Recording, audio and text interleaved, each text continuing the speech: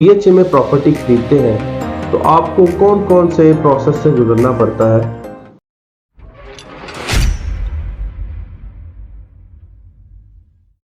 अस्सलाम वालेकुम, मैं हूं अजीम मलिक 121 प्रॉपर्टी से एक दफ़ा फिर से हाजिर हूं आपकी खिदमत में एक नई वीडियो के साथ। आज हम डिस्कस करेंगे जब आप डीएचए में प्रॉपर्टी खरीदते हैं तो आपको कौन कौन से प्रोसेस से गुजरना पड़ता है और कौन सा ऐसा प्रोसेस है जो आपके लिए बहुत ज़रूरी है।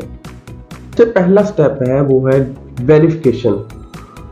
वेरिफिकेशन आप डीएचए में अप्लाई करते हैं जो आप प्रॉपर्टी खरीद रहे हैं कि आया कि उसमें कोई लिटिगेशन या कोई ऑब्जेक्शन डीएचए की तरफ से नहीं है। उसको अप्लाई करने के लिए जो डॉक्यूमेंट रिक्वायर्ड होते हैं वो डीएचए का दिया गया सेलर को अलॉटमेंट लेटर, सेलर की सीएनआईसी की कॉपी और डीएचए की तरफ से जो वेरिफिकेशन फॉर्म है वो सेलर से साइन करा के आपका जो एजेंट है वो उसको अप्लाई कर देता है। 24 आवर्स के बाद आपको वेरिफिकेशन डीएचए की तरफ से रिसीव हो जाती है। उस पर आपको डीएचए क्लियर कर देता है कि इसमें कोई लिटिगेशन नहीं है, होगी तो उसके अंदर मेंशन कर देता है। अब हम बात करते हैं स्टेप 2 की।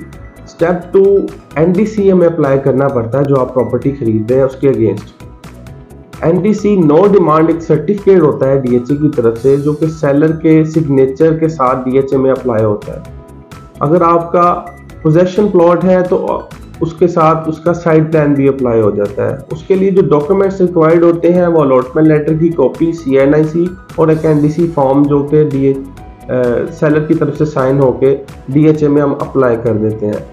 वो हमें मैक्सिमम 7 to 12 वर्किंग डे में डीएचए हमें एनडीसी के अगेंस्ट एक जो वाउचर निकलते हैं उसमें ट्रांसफ़र फीस का वाउचर निकलता है जो कि परचेजर पे करता है और ट्रांसफ़र के प्रोसेस के लिए अंदर सबमिट करवा देता है। वो ट्रांसफ़र के प्रोसेस के सबमिट करवाने के बाद डीएचए आपको टाइम दे देता है कि 2 वर्किंग या 3 वर्किंग डे के बाद आप सेलर और परचेजर को लेके आ जाएं और ट्रांसफ़र करवा लें।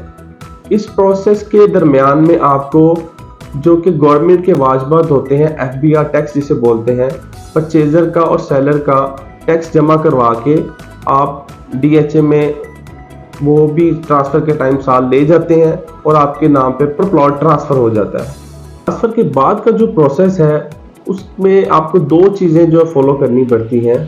उसमें एक मेंबरशिप फीस है जो कि आपके नाम से डीएचए से वाउचर निकलेगा और सेकेंडली एक स्टैम्प ड्यूटी का टैक्स है जो गवर्नमेंट का टैक्स है, वो परचेजर जिसके नाम पे वो प्लॉट ट्रांसफ़र हुआ होता है। ये दोनों वाजबात उसको पे करने पड़ते हैं ताकि उसके नाम का डीएचए से लेटर बन जाए। ये दोनों जो वाजबात पे करने के बाद आप डॉक्यूमेंटेशन कंप्लीट करके डीएचए में सबमिट करते हैं।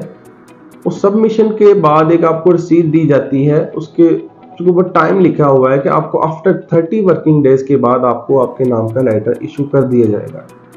उम्मीद करते हैं कि हमारी दी गई इन्फॉर्मेशन से आपको फ़ायदा हासिल होगा।